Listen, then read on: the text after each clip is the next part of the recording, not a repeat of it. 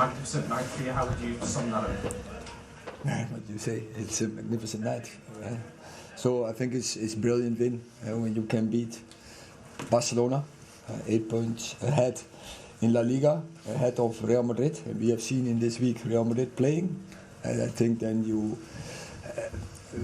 did a magnificent performance. And we are so really happy, and we have to take it with us in the season, take it with us in building extra belief that we can win big games. I wonder what you think that might do for Anthony. He's had a fair amount of criticism in his first season here, but that was a brilliant goal. I know he can deal with it, and he's brave and he's fearless. I think what he brought second half, that was what we needed, with his running behind, his dribbles, and of course his goal. And I say he doesn't. He's brave. He will go for it. And when he has the opportunity, he will strike, and I think he brings so much to his team. Could you just talk to us about Frank? He obviously got the goal at the start of the second half, but his overall play kind of dominated that midfield, especially in the second half. He's another player who gets a lot of criticism. He had an important role. It was already last week in Barcelona, but this week the same. He had to first stop Frankie de Jong playing, and he had to play as a mosquito around him and go behind him, and he did it magnificent. Last week he came behind, and I think he gave a brilliant assist on Rashford in Barcelona, and today he scored the goal, and brilliant performance.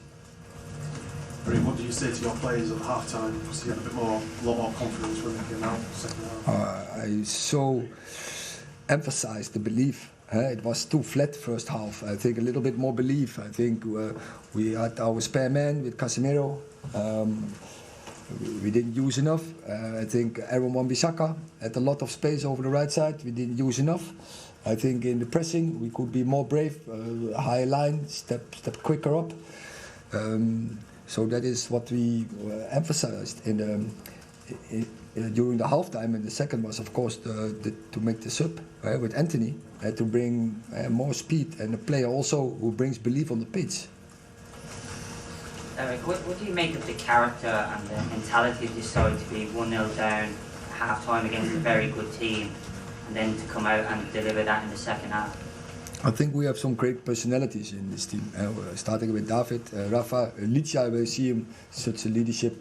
Casemiro, of course, Bruno, such winning types, and we have even more. I think everyone has such a strong belief in this team, in this vibe in this team, and you can see it with the subs when they are coming on. They're bringing energy, and not only energy, they bring also quality.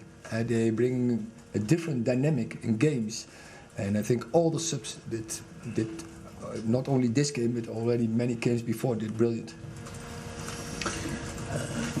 Erik, you made another sub at half time that proved successful fairly quickly. You've done that quite a few times this season. What's the thought process there for making those kind of changes?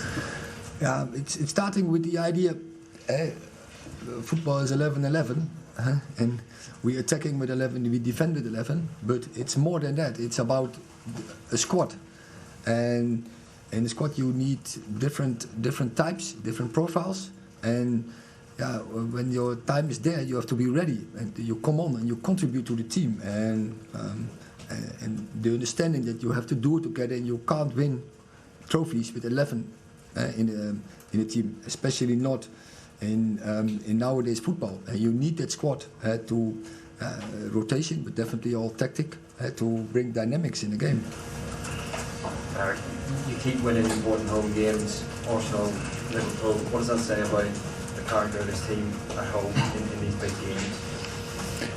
I think we have a strong boundary in the meantime with the fans, but I think also away games we have that strong belief, but we always enjoy it really to play on Old Trafford. That's even more, of course, than away games, because that ambience that is magnificent to play in this theatre. We really love it. All the players love it, this team love it, but I think also We love it to play in hostile ambiances, to face opponents, to face big opponents, and to get them quiet. Considering where this team was when you took the job, how difficult it was for you to instill this belief in the team that now you are in the final with Carabao Cup, you are in the last 16 of Europa League, you are competing for the Premier League. How difficult it was for you to instill this belief in your players? Yeah, you need a strategy to build it, but also you need results to get that strong belief in. And I think this is another step, because when you can beat Barcelona, I think one of the best teams in this moment in Europe, then your belief can be really strong, because then I think you are able to beat anyone.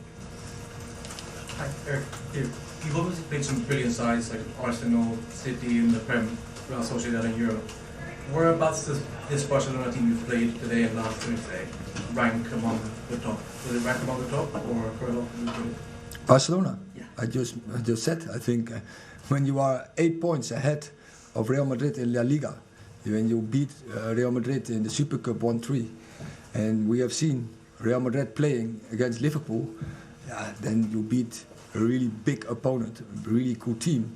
So we have the potential to beat the big teams. Also, we have seen that we can beat City, we can beat Arsenal, we can beat Liverpool. If we do the right things, if we follow rules, if we follow principles, if we show that discipline and we show the team spirit, I think this team can achieve a lot. Last question, Miguel. Hi, Erik. One of the most notable things about the second half was how fast the team was, really kind of tearing at Barcelona. Is that something closer to what you want for every game as your ideal, or is it more about the match tonight? No, I like the speed, and I like dynamic football. I don't like static football. I don't like boring football. I like football what entertains the people, and that is definitely playing with speed.